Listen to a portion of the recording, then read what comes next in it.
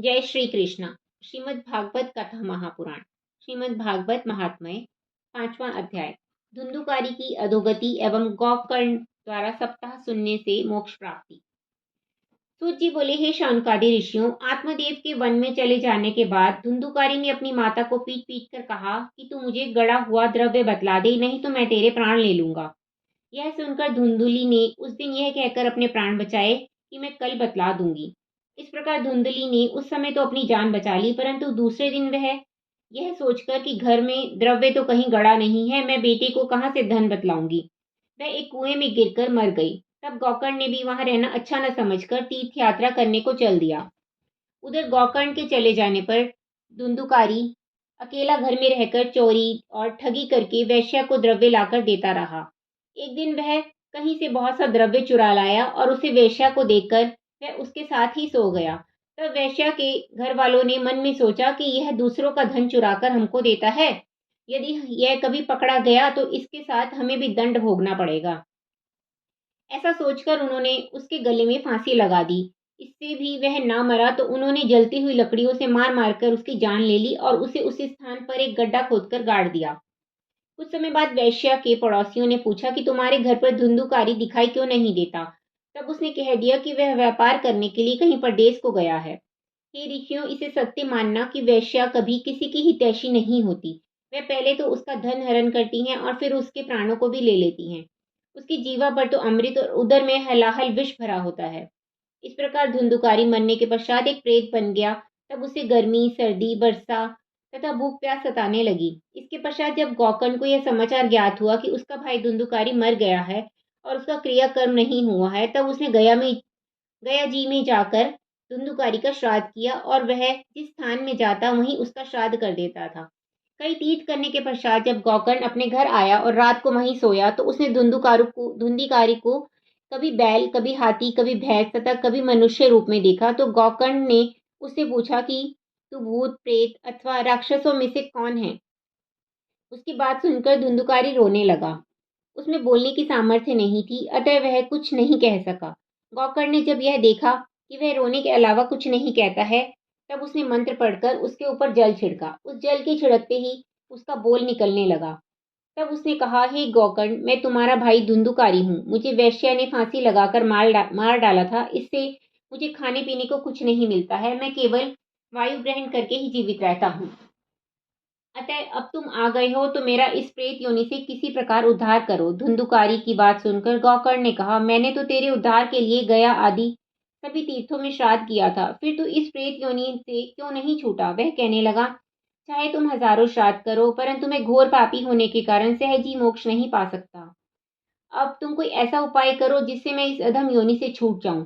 यह सुनकर गोकर्ण बोला, अच्छा तो तू कुछ दिन और धीरज धारण कर, मैं शीघ्र ही तेरा उद्धार करूंगा। गोकर्ण की यह बात सुनकर धुंधुकारी वहां से चला गया। जब नगर के लोग गोकर्ण से भेंट करने के लिए आए तो उसने सबका यथा योग्य सम्मान किया। इसके उपरांत कुछ दिन बाद उसने विद्वान पंडितों एवं महापुरुषों से अपने भाई धुंधुकारी के उद्धार के लिए उपाय पूछा। पंडितों ने बतलाया कि उसके उद्धार का उपाय सूर्य भगवान ही बतला सकते हैं, इसलिए तू सूर्य भगवान की आराधना कर। यह क्या पंडित चले गए, तब गोकर्ण ने सूर्य देव का पूजन तथा चिंतन शुरू किया। उसकी भक्ति से प्रसन्न होकर सूर्यदेव प्रकट हुए। तब उसने हाथ जोड़कर उनसे यह प्रार्थना की कि हे सूर्यदेव, अब आप मुझे धुंधुकारी के उद्धार का उपाय बताने की कृपा करें। तब सूर्यदेव ने कहा कि तुम श्रीमद् भागवत की सप्ताह धुंधुकारी को सुनाओ, उसी से उसका उद्धार होगा। तब गोकर्ण ने विद्वान, पंडित, योगी और महात्माओं को बुलाकर श्रीमद् भागवत का सप्ताह यज्ञ प्रारंभ किया। उस कथा को सुनने के लिए बहुत से नगर निवासी भी आए और धुंधुकारी भी आकर एक 7 काठ वाले बांस के ऊपर बैठकर उस कथा को सुनने लगा। जब प्रथम दिन की कथा संध्या के समय समाप्त हुई और सुनने वाले उठ उठकर घर जाने लगे, उस समय जिस बांस पर धुंधुकारी बैठा था उसकी पहली गांठ फट गई। दूसरे दिन की कथा की समाप्ति पर दूसरी गांठ फट गई। इस प्रकार 7 दिन में बांस की सातों गांठें चटक गई। तब उस सप्ताह पारायण के सुनने से धुंधुकारी ने दिव्य रूप धारण किया। उस समय उसका चतुर्भुज रूप विष्णु भगवान जैसा प्रतीत हो रहा था। वह पीतांबर पहने हुए गोकर्ण के पास आया और उसके नमस्कार करके बोला, हे भ्राता, आपने मुझे घोर पाप से छुड़ाकर मेरा उद्धार किया है। श्रीमद् भागवत के अलावा अन्य कोई उपाय मुझे इस अधम योनि से छुड़ाने वाला नहीं था। जो प्राणी इस कथा रूपी अमृत को पान करेंगे वह अवश्य ही भव सागर से पार हो जाएंगे। धुंधुकारी गोकर्ण से कह रहा था, उसी समय स्वर्ग से एक सुंदर विमान आया और धुंधुकारी उस विमान पर बैठकर वैकुंठ लोक को चला गया। हे मुनियों, इसके पश्चात सब उपस्थित विद्वानों और ऋषि मुनियों ने गोकर्ण से पूछा, हे महाराज, श्रीमद् भागवत की सप्ताह तो हम सभी ने सुनी है, फिर वैकुंठ से विमान केवल धुंधिकार को ही क्यों लेने आया? वह तो वैकुंठ चला गया और हम लोग यहीं पर रह गए, इसका क्या कारण है? गोकर्ण ने उत्तर दिया, हे भाइयों, इस कथा के फल में केवल यही अंतर है कि जो व्यक्ति इस कथा को मन लगाकर सुनते हैं वह तो इसका पूर्ण लाभ प्राप्त करते हैं, और जो लोग कथा सुनते समय अपना मन स्त्री पुत्र आदि के मुंह में लगाए रहते हैं उन्हें इस कथा का फल नहीं मिलता। मुक्ति तो एकाग्रचित्त से कथा सुनने वाले को ही मिलती है। यह वचन सुनकर समस्त श्रोता लज्जित हो गए। तब उन्होंने गोकर्ण से कहा, हे महाराज, आप कृपा करके एक बार और इस सप्ताह कथा को सुनाइए, जिससे हम मन लगाकर सुन सके और मोक्ष प्राप्त कर सके।